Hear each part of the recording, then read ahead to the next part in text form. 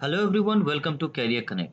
आज मैं आप सभी के सामने आया हूं आर्चरी एसोसिएशन ऑफ इंडिया की तरफ से कुछ एक्साइटिंग अपॉर्चुनिटी लेके, जहां आप बहुत ही हैंडसम सैलरी अर्न कर सकते हैं अगर आप एक फ्रेशर भी है तो। अगर आप फ्रेशर हैं, अगर आप जॉब सर्च कर रहे हैं एंड अच्छी कोई ऑर्गेनाइजेशन से स्टार्ट करना चाह रहे हैं, तो ये एक बेटर अपॉर्चुनिटी रहेगा आपको, क्योंकि लाइक अपनी कैरियर के ग्रोथ के साथ साथ बेटर अपॉर्चुनिटीज आप यहीं से देख पाएंगे, क्योंकि यहाँ एज ए फ्रेशर भी आपको दिया जाता है 50,000 की सैलरी मिनिमम। एंड अगर आप मैक्सिमम सैलरी की बात करें तो यहाँ मैक्सिमम सैलरी जो दिया जा रहा है वो है 1,50,000 की सैलरी दी जा रही है, मैक्सिमम सैलरी। Minimum 50,000, maximum 1,50,000। तो हम पूरी चीज़ों को डिस्कस करेंगे कि कैसे अप्लाई कर सकते हैं, कौन सी वैकेंसीज है, किस तरीके से आप अप्लाई करेंगे, सिलेबस क्या-क्या रहेगी। तो जुड़े रहें हमारे साथ एंड सब्सक्राइब ज़रूर करें कैरियर कनेक्ट, ताकि लेटेस्ट जॉब अपडेट सबसे पहले हम आप तक पहुँचा पाएँ। तो चलिए देखते हैं कौन सी वैकेंसीज़ आई है। तो जैसा कि आप देख पा रहे हैं, ये है official notification archery association of India की तरफ से, जिसमें क्लियरली ये मेंशन किया गया है, ये सीएसआर फंडेड प्रोजेक्ट है, जिसमें आपको वर्क करना पड़ेगा। और इसमें जो पोजीशंस दी गई है, प्रोग्राम हेड की पोजीशन है, बायोमैकेनिक्स की पोजीशन है, यंग प्रोफेशनल की पोजीशन है, एमटीएस की पोजीशन है। और इसकी सैलरी की अगर हम बात करें, सैलरी भी आपको दिखा देता हूँ तो एक क्लैरिटी हो जाएगा आपको। 1 सेकंड।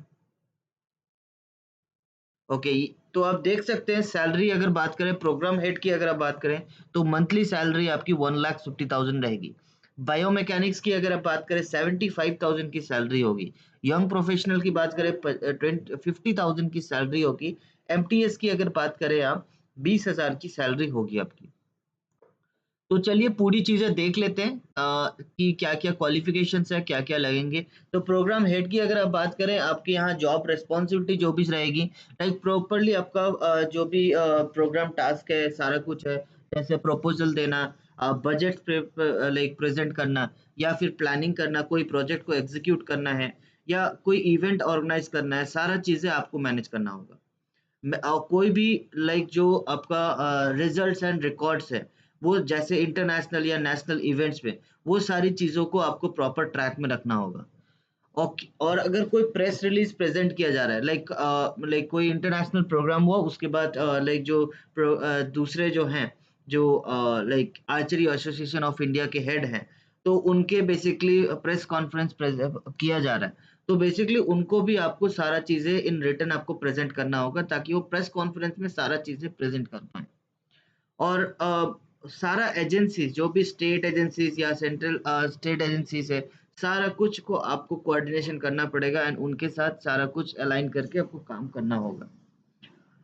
और इसके साथ आपको जो भी टाइम बाउंड जो भी चीज़ें दी गई है, आर्चरी एसोसिएशन ऑफ इंडिया या स्पोर्ट्स अथॉरिटी ऑफ इंडिया या स्टेट एसोसिएशन या एनएसडीएफ की तरफ से, वो सारी चीज़ों को आपको कोऑर्डिनेशन के साथ टाइमली फुलफिल करना होगा, ताकि डिले नहीं हो कोई काम में।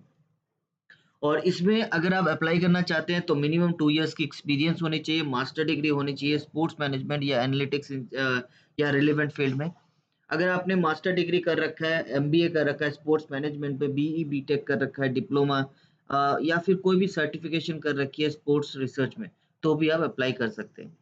और इसके साथ अगर हम सेकंड पोजीशन की बात करें, सेकंड बायोमैकेनिक्स एक्सपर्ट की बात करें, इसमें बेसिकली जो भी वीडियो फुटेज होता है आर्चरी इवेंट का, ट्रेनिंग सेशंस का, ये सारा चीज़ें आपको ट्रैक में रखना होता है।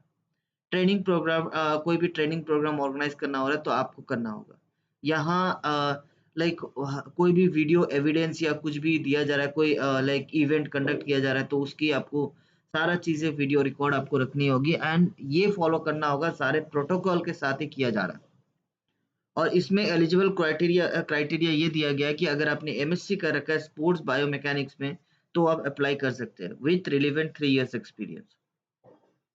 और नेक्स्ट पोजीशन की अगर आप बात करें, यंग प्रोफेशनल, तो यंग प्रोफेशनल का जैसा आपको सभी को पता होगा, अ, यहाँ भी आपको प्रोपोज़ल्स, बजट्स ये सब प्रिपेयर करने होंगे। Day to day administrative works में आपको काम करना होगा।